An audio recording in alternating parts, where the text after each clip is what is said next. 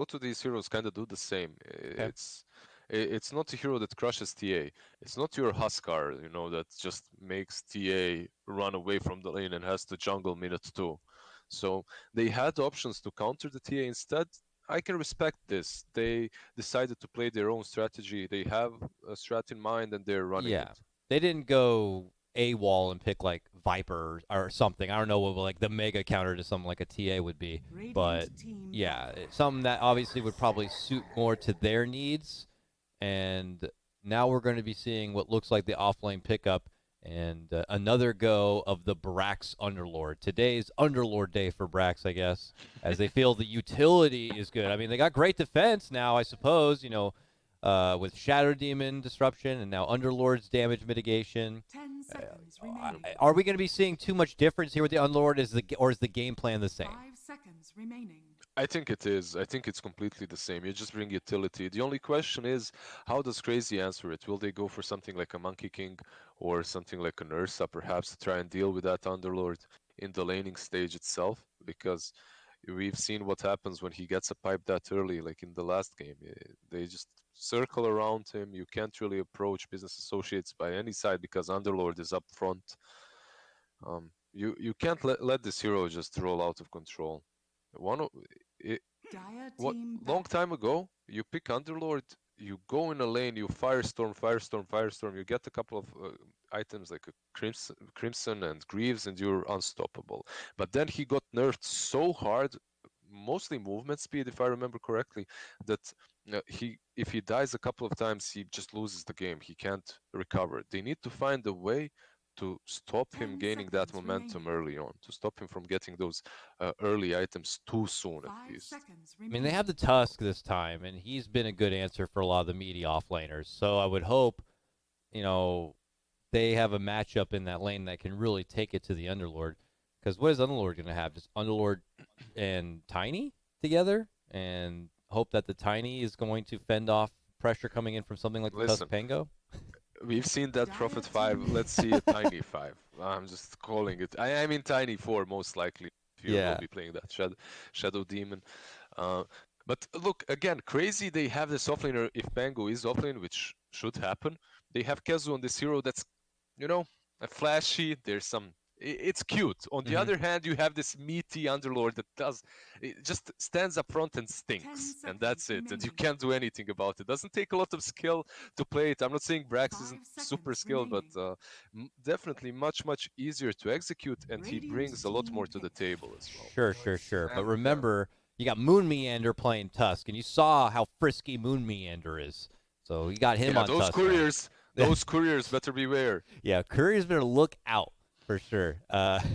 Bloodseeker, final pick here for Business Associates, an intriguing one in its own right. One to say, like, if we're going to take a fight, very a central 10 focused fight, seconds remaining. he's happy to kind of play in that field.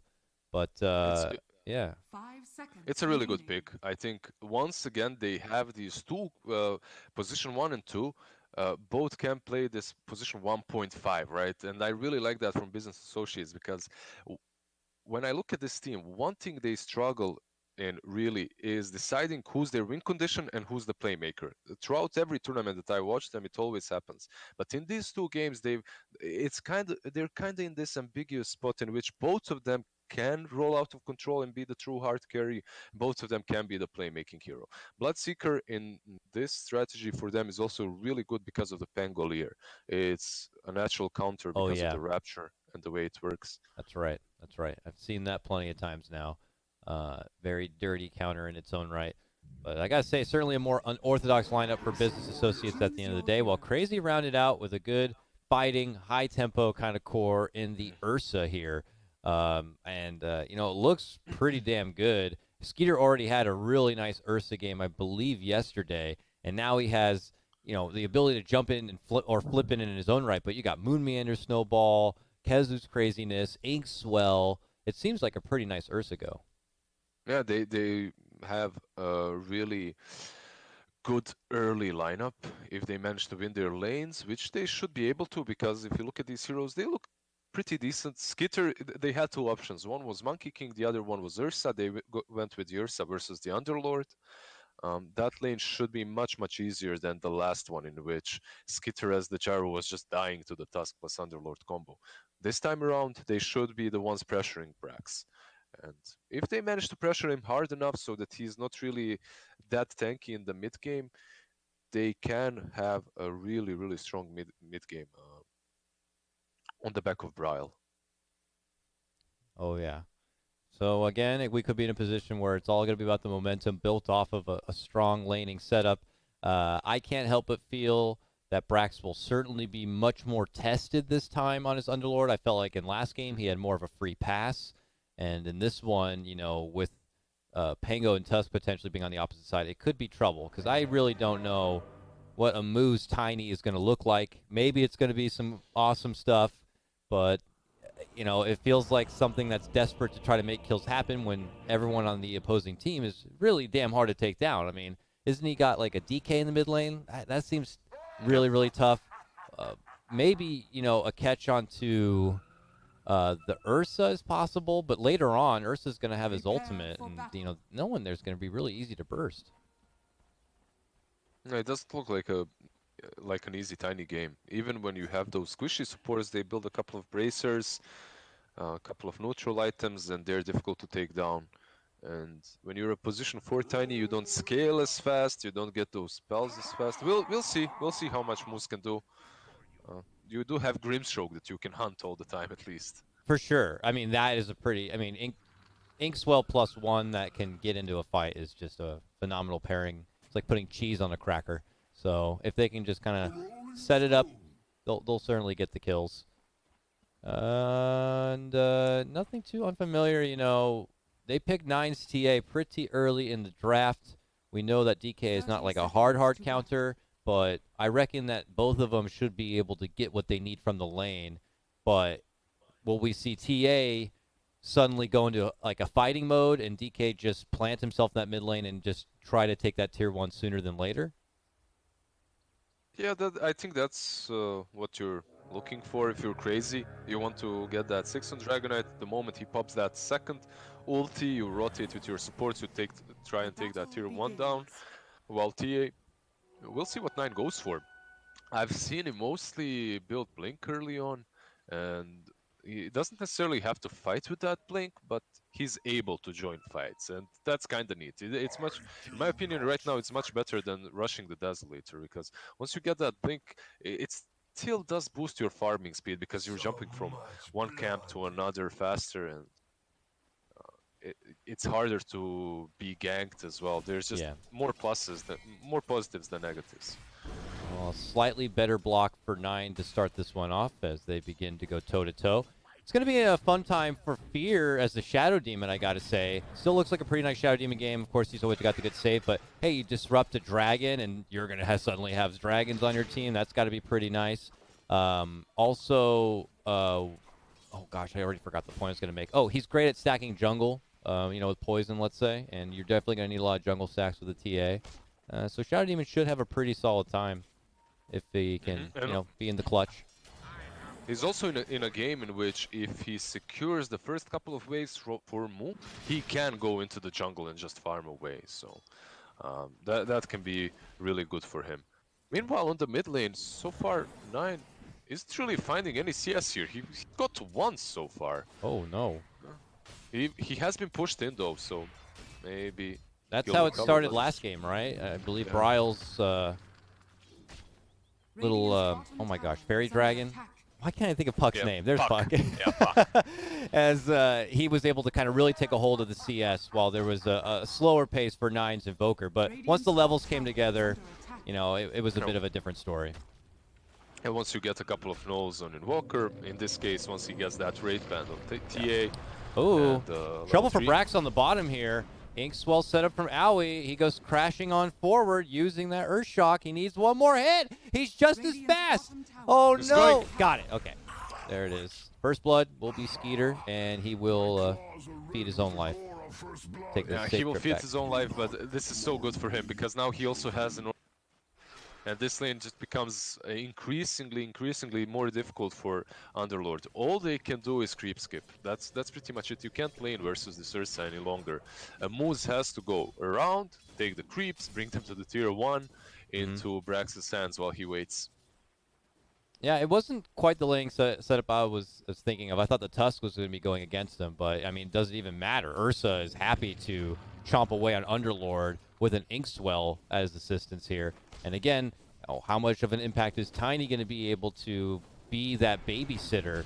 It just could be a little hard for Brax. He might have to just keep spamming out some spells to secure the CS for himself, but it's not going to be as free as last game.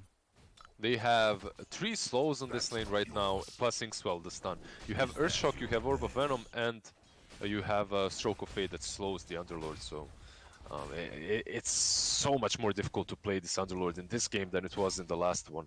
God, 21 and 8 CS on this DK. He's really getting everything he can. 21 to 11, yeah. Wow. Level 4.5. Oh, 9 just gets to level 4.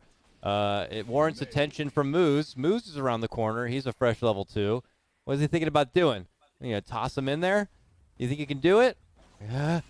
But what's next? What's next? They actually, yeah, he's like, you scratched me, you son of a gun, and tried to. Hey, what was that? What was that, Moose? What are you doing? Like that. So I got him, boys. We're out. Very optimistic. Very optimistic. Here you go, 9. Play with him. What's gonna happen? He has a bracer already. You can't take him down 1000 HP. Yeah, he's so big. I mean, maybe he was potentially eyeballing for in hopes of a courier snipe. I don't know. I'm giving him the benefit of the doubt. But as mentioned, Tiny, the options are not there. If he wants to find better option, he'll have to go all the way cross country up to the top lane. But it's going to be hard. You can't leave Underlord on his own. This is not a self-sufficient Underlord lane. He'll make it work on his own by pulling the waves here and such. But if Ursa crosses paths, he's in trouble. Basically, what Skitters should do right now is decide whether to go for the Underlord with the creep wave or pull the creep wave to the hard camp and farm both of them to really maximize his farming potential. Ooh. Now, I said there's not too many targets for Moose, but that Owie Grimstroke does look like a sweet treat if somehow the Tiny can get there. But oh no! Moose is running to the bear. He's got to throw the bear off and get the hell out of there. Yeah, he's been spotted and has to go back around. It doesn't feel good, though. Moving around all these lanes means you're going to be missing out on a lot of XP. As the 5-minute mark does hit, he will walk back for the bounty. What have we here? We have Moon also rotating mid, but I don't think this mid lane is really killable for either of these sides. You can't really take down TA that easily with these supports. You also can't take down the Dragonite, but Dragonite did pop his form, and now that's just asks for aggression. Oh yeah, and since he's got his level 6 sooner, they commit it right away, and they look to burn down that refraction. Moon now to step in, but look at the rotation power coming out from Business Associates. They have all the goons coming out for the defense. They're going to get the kill on the Moon Meander, and it's certainly going to fend off Bryle's aggressive approach. What even happened to Moon there? He just got too many poison stacks on himself and just dies. Also, he rolls in, but Fear is in the right position to use the disruption on the TA, saves him. Yeah, very, very well read. Like, when you're playing versus a Dragonite, you need to know the moment he pops that form, both sides, both supports need to be there. Supports from both sides, that is. And that's a benefit for the laning setup Business Associates did give themselves. With Bloodseeker being self-sufficient, Fear can hang out in the jungle, build lots of stacks for 9, and then be there at a moment's notice if something were to go to shit, let's say. So he's been making the stacks. There's stacks all over the jungle. TA's got that offshore account to fall back on, even if she suffered in the laning phase. So it's really not all's lost. And Dragon Form was not the best debut. So really nice for Business Associates. Yep, that first one usually gets repelled. Like, most of the time at least, unless one team really messes up and they're mid. Fair enough. Dragonite usually with that first form just gets a bit of farm, gets a bit of pressure, and then the second one is when you are trying to make a more aggressive play. On the bottom lane there, Underlord. Yeah. They can go for him here. Moose is nearby, but he's just going to be like a stun to stop him, really. That's all he can really offer. But Crazy really respecting the commitment. But now they have a full creep wave, and they glyph it to stop Brax from just easily taking it down. Are they going to make the commitment? Oh, they might spot Moose around the corner. They've seen him. They go in. That's the Inkswell. Tiny should be gone. Skeeter flipping in. And now even Bryle coming over with that new dragon form, looking to fend off the rest of the pack as Fear rotates forward. Moose will be finished off. Fear has no more mana to work with here, and they go on a chase to make Moon Meander pay. Moo, bloodthirsty. He will slowly chop down and take that treat.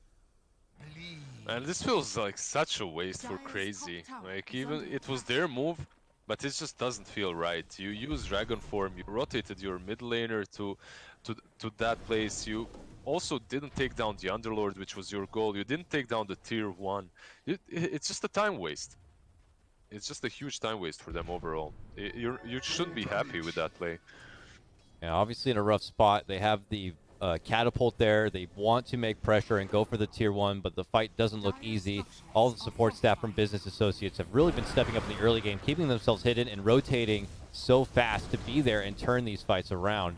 And now with the back end of the Dragon Form, Crazy trying to do what pepper damage they can onto this mid tier 1 tower, recognizing its value, recognizing they need to keep doing stuff and get stuff done because the Bloodseeker is farming again. It's another game where he could be secretly just grinding away a lot of farm in that top lane. This time around, though, there is one upside. Ursa is farming just as well. For sure. So Skitter is, yeah, he's keeping the same level of farm, if not even a little bit more. So he can join these fights early on, because Ursa is another type of those heroes, right? He doesn't need a lot of farm. He's going for a Mask of Madness, it seems like. Probably Mask of Madness Basher, and he's in every single fight. We do have level 6s now on our off lanes. Kezu had a pretty decent time for the top lane to build up into that level 6. Oh, he jumps to the low ground, runs into Moose. The Tiny, is he going to toss him back? Oh, he can't quite do it. Damn it. Ah. And that opportunity is going to be gone. What happened there? I don't know. He like stutter stepped, tried to get the click range, I guess, for toss, and did one of those like looking around like, yeah, it's not happening. If nothing else, he could have tossed it to the Wildkin, but top lane? Yeah, well, they roll up. They look for their own jump. They know that Moose is not nearby, so they make the full approach onto Moo. Moo slips out the other side of that shard.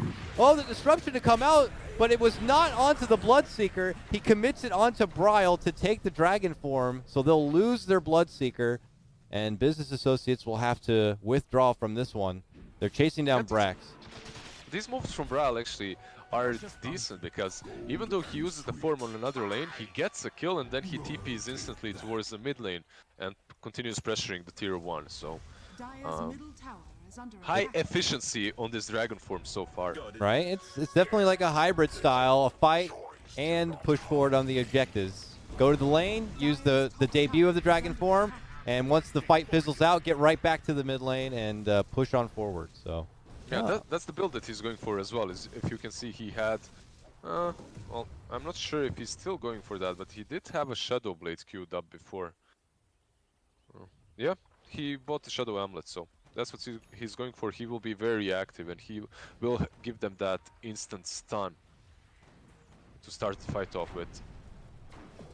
Mid lane, it's Brax versus Owie with a Bryle kicker nearby as they get back into the XP grind of things. It looks like Moose has finally found an opportunity to farm up in the bottom lane as well. I was kind of worried for his Tiny to be lacking in the levels and the fight power when you have people like Moon on the other side with that full level 6 ready to go. Full level 6, he also has that urn completed. He's in a pretty good spot as this task.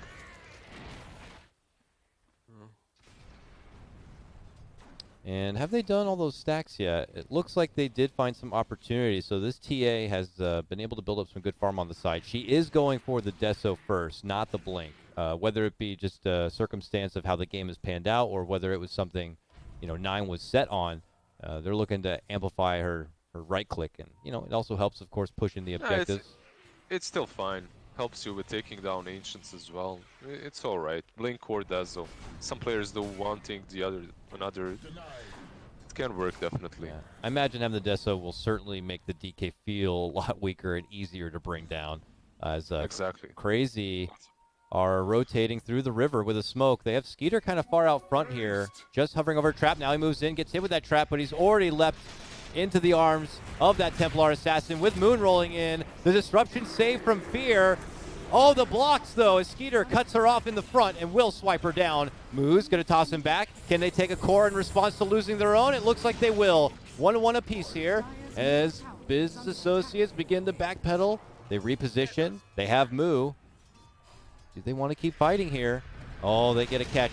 It looks like possibly Moon Meander could be in a bit of trouble, though he's able to get the snowball off. He takes it right to Brax, back to the mid lane. Moves, toss up, down. So the disruption save from Fear yet again to try and bail him out. He runs out the other side, but he gets hit with that dragon, and he may burn away, and he will. Bryle scores that kill. He's on a killing spree now. Big breath of fire as he dishes the damage on forward, looking to go for Fear and take him out in the back lines, but he has not too many allies left nearby, and here comes 9 back into action, dishing out the hard shots with that right click.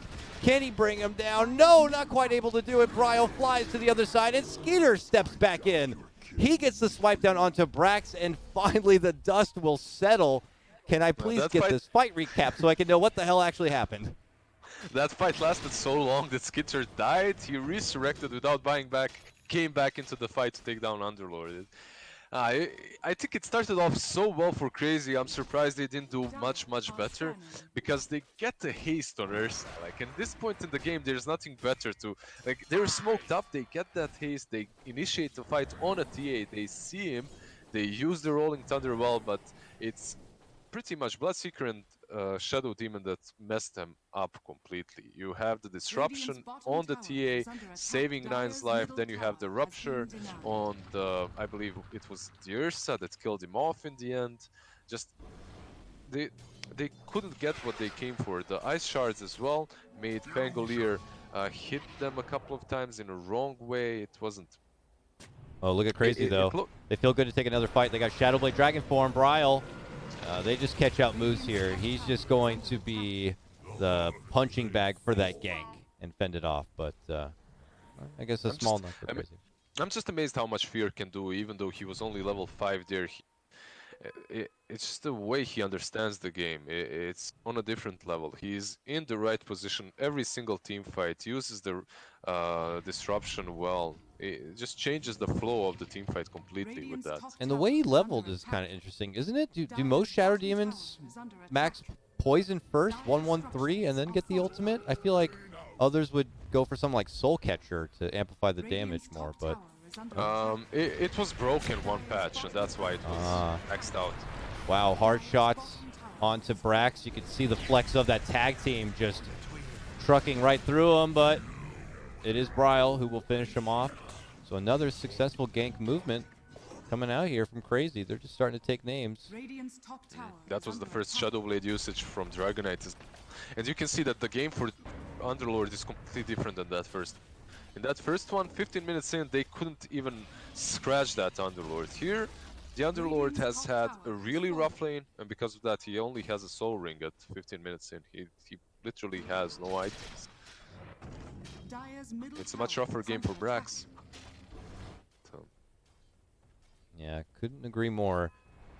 Crazy now, recognizing that this half of the map is where it's going to be safe for them to farm up. They have been using their advantage to posture forward. A lot of good vision here. You could see all through the top to mid lane. Very deep wards to kind of read the movements from Business Associates. You know, they just kind of have this faster tempo lineup, and they want to keep fighting. The Basher to come here for the Ursa next, it would appear. And I was also eyeballing Kezu, who's, I think he just finished off the Blade Mail. It's not really your most common item on Pangolier, the Blade Mail, but right now Blade Mail is really good. It's been buffed a couple of patches in a row. It's not very expensive, you don't need a recipe. It's 28 damage. It's pretty decent. You also can use it versus Bloodseeker if he ruptures you. If you're in a healthy position, you can perhaps use Blade Mail and just run with it to damage him a bit. So. Absolutely. So a neat trick. All right, well, Business rotated over, made their presence known by jabbing at Moon Meander a bit, but now they smoke back and take it back to their side here. Not sure what the approach is going to be. Both these teams maybe considering Roche on the nearby horizon. I mean, you got Ursa on one side and Templar Assassin on the other. I imagine Ursa could be done at the drop of a hat if available. Crazy might even go straight into the pit if they see them, but they don't right now. They only see Brax, and Brax might fall again. Yeah, As the Brax Shadow is the Blade- only one showing himself, and he gets jumped by this three-man hit, and obviously This can't match. this Mask of Madness overpower plus Basher, once that Ursa is on top of you, you aren't getting away. Even as tanky as Underlord, it doesn't matter. You just fall, and that sends them straight into the pit. Yep. Real nice game plan and strategy coming out from Crazy here, recognizing the momentum they've built off themselves, utilizing a lot of good movements with the Dragon form early on, and now taking a couple of ganks and the better lane security.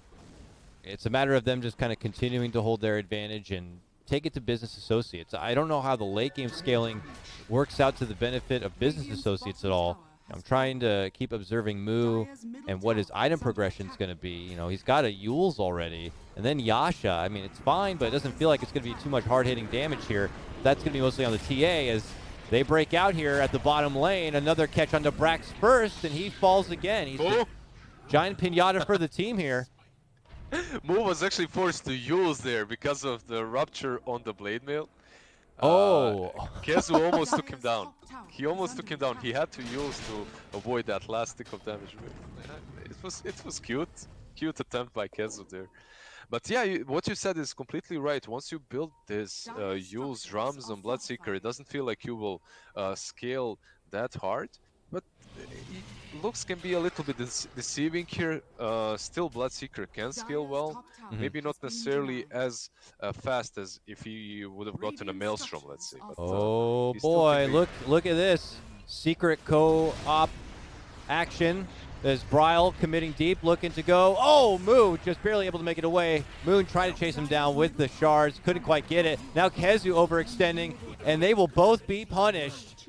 I could see That's that so unfortunate. their eyes were on the prize, and they were so close to getting a hold of that Bloodseeker, but they may pay for it. They do manage to catch little Moose, the tiny, nearby, but that obviously did not go to plan for Crazy.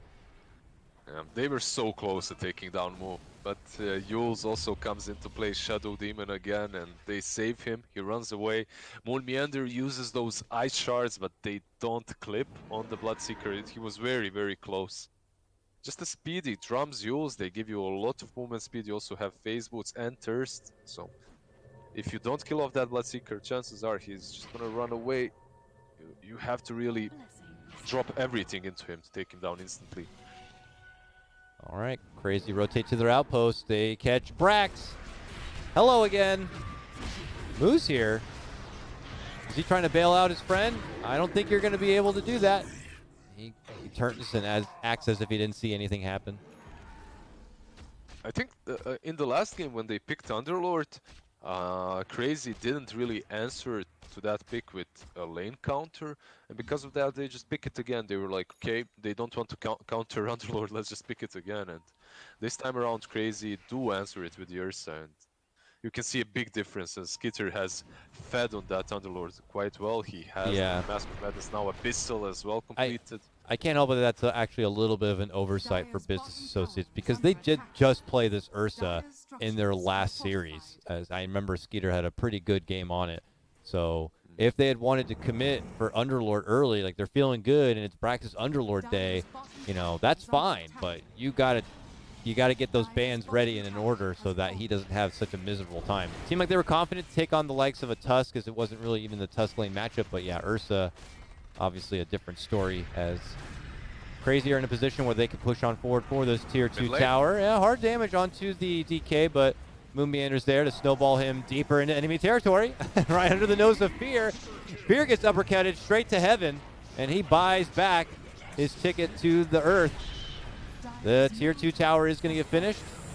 Oh, okay, Grimstroke ult. Both of them going to get abyssal.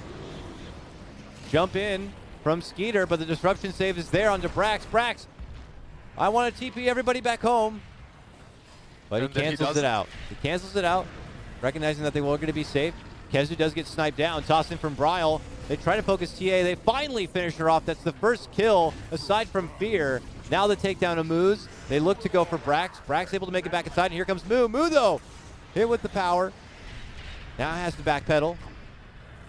In and out, in and out. They are jabbing away at each other here.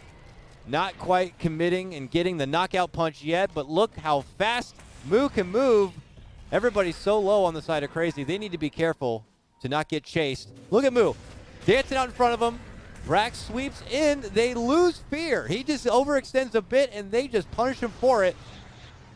Moon on the chase. Does he want to block one out? Oh, tries to go for Brax, but oh, God. They just keep on going. Business just keep trying to see if they can catch any Crazy members being a little, reckless, if you will, on their escape. So far, it seems that most damage from Business Associates is being done by Shadow Demon. The reason why Move was running around so fast is because Shadow Demon Fear managed to get like 5 stacks on 3 heroes, brought them on 10 to 15%, and then Move was able to, well, he wasn't really able to do anything besides run around them, because if he approaches them too close, he gets stunned by DK, he's dead afterwards. This ability he's got, it gives him some mobility, but once he gets caught, he's just dead. He just has too many things missing to make him really potent in this. Like the damage we talked about before, but now you're saying like he'll need a BKB or something. Like now he's just running fast, but what do you do with that speed? You're going to go in there and then you're just going to get stunned.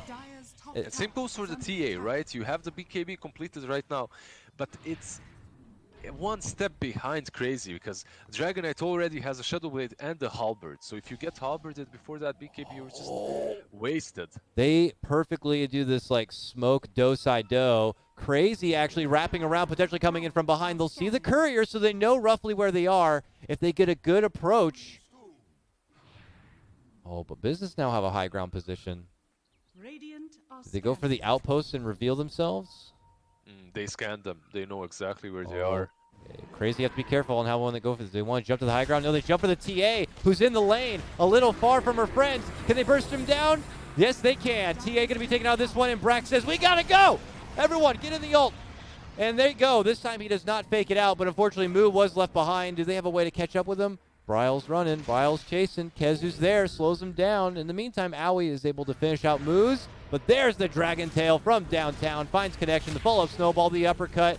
And there goes Bloodseeker. Out for 50 seconds. No buyback. He hands over a 3-times kill streak to Kezu on top of it. Yeah, that's some one-star Uber right there. That wasn't great. It was the coupe. He only had room for one. He's like, I'm sorry. It's a 2-door. You can't come. He left Moo behind. Only managed to save Fear there. And Fear also wasn't really the best position to save the TA. I believe what he was doing on the high ground is trying to ward, so they have vision for the upcoming fight. Unfortunately for him, they just attacked way too soon. He didn't expect it. And TA just fell before the disruption was even casted, and no BKB was even casted, I believe, by 9 there. Yeah, it's still 9 seconds. Okay, here we go. They have caught out Skeeter. Kezu's the only one nearby, and he's going to be forced to commit the ulti to try to slow them down. But look how far everybody else on the Crazy side is. This is Business Associates' best chance, but look at Kezu just slowing them down. They're forced to use the Rupture. They chase him out. They toss him back, and they finally bring him down. They'll take his bounty. And they're not done yet. Look at Moo racing about. Oh, nice Yule's catch there onto Kezu. And they should be able to finish him off. Oh, that shield crash, though. It's a long chase. Oh, no. Okay, I was going to say, they start hemorrhaging kills here. That's not the crazy thing you really want to do. But Business Associates, thirsty for blood, do manage to get a pretty juicy target and taking down the Ursa. Yeah, few good pickoffs, Ursa and Pangolier. Now, because of that double damage, perhaps they can even go for the tier 2. It looks like they won't try to. Perhaps just take down the tier 2 on top lane, or take this area of the map for the top. Yeah, that's much better. Now they can prepare and fight the next rush as well. Yeah, Ursa died a little bit too easy there, but he was completely alone.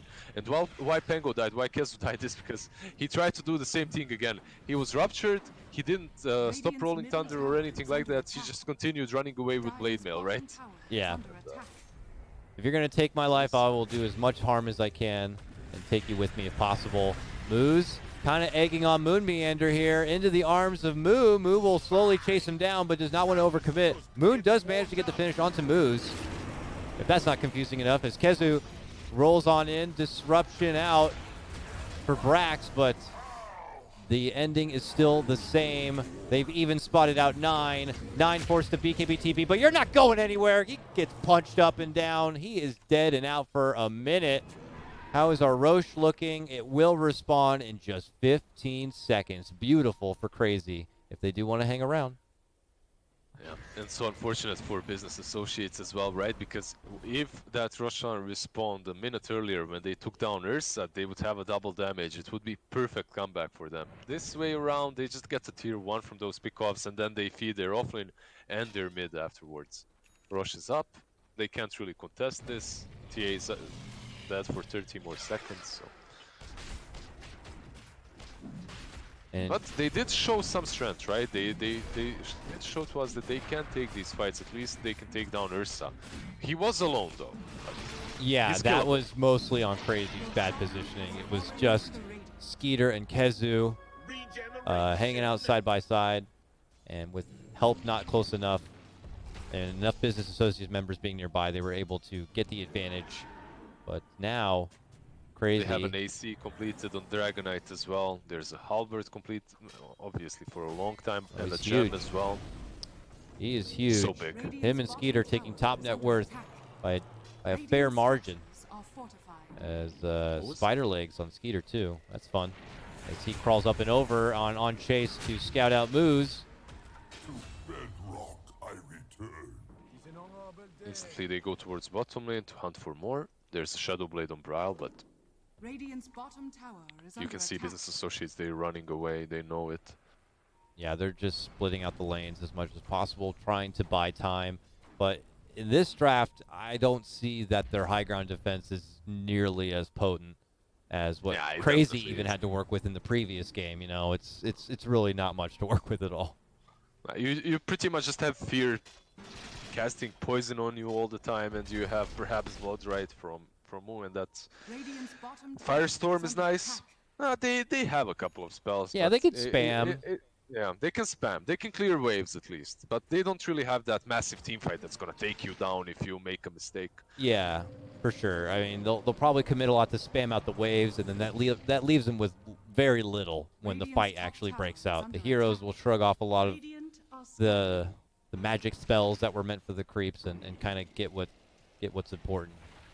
Now, CR4ZY just mostly posturing past the river. They may have to deal with some of the side lane pressure from time to time, but the clock is on their side. They can work with the timing that's left on the Aegis before they make their hard commitments. They're just hiding in the trees. You can see all 3 cores of business associates right now are just hiding in the trees. TA and Bloodseeker on the bottom lane, then Brax on the top lane, just trying to creep skip and create as much space, buy them as much time as possible. They aren't really making space for anyone because they're just stuck. Yeah, not really the position you want to be in these games, but they know that it's really some of the only options they got. The other option being what? Just sit inside your base and be fear and just wait. The reason why it's like this is because Dragonite, he itemized for that Shadow Blade, and right now if you're on the side of business associates, you can't show yourself on the lane. You can't outpush Radiant's top tower and is attack under a tower, attack. perhaps because you're worried. He might be there Yeah. in Shadow Blade. He can start that fight. He can catch you. All right, Moose very deep in mid lane, confident to go for any sort of creep cut. He knows that he might lose his life half the time he does this, but it's for the greater good. And by the time that they even get across the river into the base, he'll likely be respawning. They did a pretty good job so far of stalling the game. Yeah. I don't know if they are stalling it for anything great, but fear. Self-disruption, but they'll be there waiting for him. He does have a buyback if CR4ZY try to make a push happen within the next minute. But Yeah, it's not like I think that business associates late game is stronger than CR4ZY's. Not by any stretch, but at the same time they can't really fight at the moment, so this is the best they can do. Just keep on spamming the waves, Radiant's keep bottom on out tower pushing, is under attack. try your best to at least wait out that Aegis. Once that is gone, perhaps you can fight. And there's a minute remaining, so far they did a decent job at that. Dire's top tower is under Well, and attack. we'll see what Crazy can do with that last minute of that extra life. They try to hunt within the trees. Who can they find? It's Tiny again. They'll take it, that sweet little kibble treat, and get right back to the tower to siege out what looks like the last outer tower for Business Associates. Dire's top tower is Who under Moo is attack. still farming through that bottom lane. Uh-oh. Here comes Skeeter. Dire's Hunting top for tower him, but has fallen. he's gone. They're really, really good at reading these moves and TPing away before they get killed, right? Even on the top lane here, Tiny, he falls, but only because he made a small positional mistake. He blinks away before the shards connect, but then he moves into the shards, giving vision to Tusk so he can snowball onto him. Even though he read the situation well early on, he probably just misclicked and the hero moved into the shards.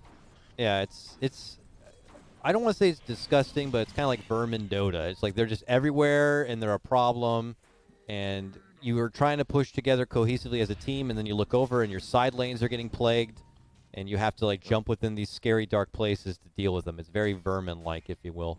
But business. Aegis, Oh, go ahead. Yeah, Aegis is gone, and because of that, you can continue business. Smoke up. Yeah, They're yeah, trying yeah. to fight. Let's go. This is where they're going to be currently at their weakest. If they're even weak, this would be the time. No Aegis. Maybe they're game planning a bit. All right, well, business just use this smoke to kind of reclaim their jungle, get some wards down. Every little bit helps. Just smoke to walk to the next stairs next to your high ground, and that's Yeah. it. Run back, boys. Nice field trip. I hope they, maybe they'll have another smoke once they kind of pressure out this top lane. But Crazy are on the move themselves. They're going to intervene. They're heading right up north. They're being pinged out. They'll see them on the wards. What's the hasty retreat call here? Do business clash with them? They're waiting on the low ground. It looks like this might be it. The jump in, immediate abyssal, an immediate takedown of Fear. He will not be here to disrupt save anybody. He is going to buy back, but it's going to be too far and too gone. Yule's out onto Moo. He's very low, tries to fight, but he's dropped immediately. They all buy back. They all go crumbling down. They have no chance at all when they fight outside the base. Fear comes back in from his dieback and does end up dropping. I think this might be it. There's Moo. They didn't want to even take the fight inside. They ran outside and said, take me. And that will be the end of it. Crazy take game number 2. And lizZard, we're going to be going to game number 3 in our first series. Yeah, I mean, they thought that they could maybe smoke outside and try to fight, but they were already like 20k behind. It was just not easy for them. The only way they could take a fight is if they were the ones initiating first, right? Or if maybe Shadow Demon is positioned well, but it was such a good smoke from Crazy too. They grab them from behind, they jump on Shadow Demon first.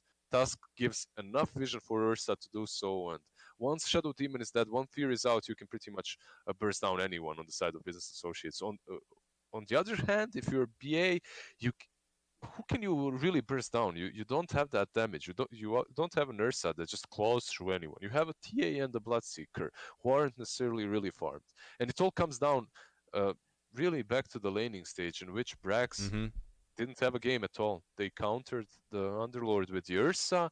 Ursa just went out of control, and I don't think the Bloodseeker was the proper last pick for Business Associates too. It didn't truly do a lot. It's a decent idea. You're kind of uh, countering Kezu's Pango, but he's the least of your worries. Like, you have Dragonite and Ursa to deal with instead.